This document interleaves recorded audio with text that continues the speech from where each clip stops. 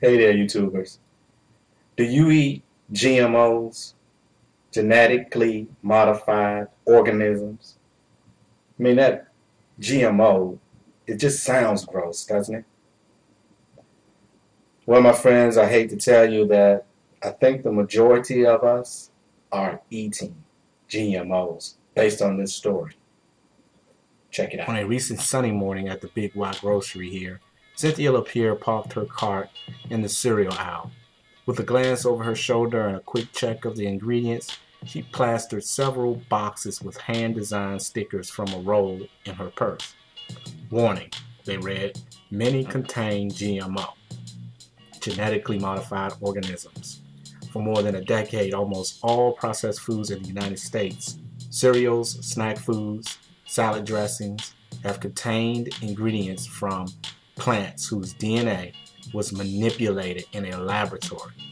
Regulators and many scientists say these pose no danger, but as Americans ask more pointed questions about what they are eating, popular suspicions about the health and environmental effects of biotechnology are fueling a movement to require that food from genetically modified crops be labeled, if not eliminated. Labeling bills have been proposed in more than a dozen states over the last year, and an appeal to the Food and Drug Administration last fall to mandate labels nationally drew more than 1 million signatures.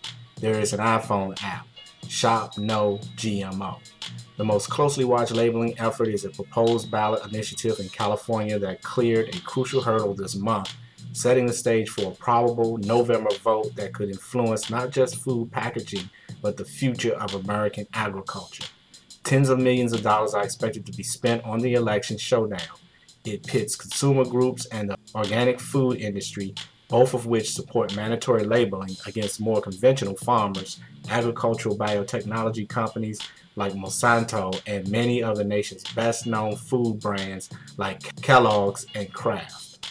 Almost all the corn and soybeans grown in the United States now contain DNA derived from bacteria.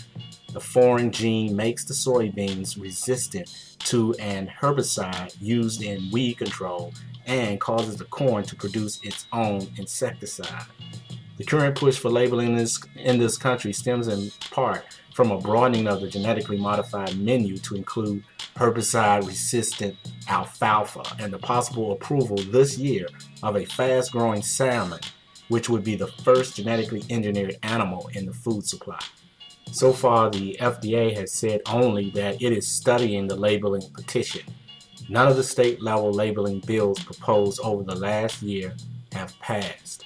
For labeling proponents, California, where the legislature would be bypassed by a direct popular vote, is the big prize.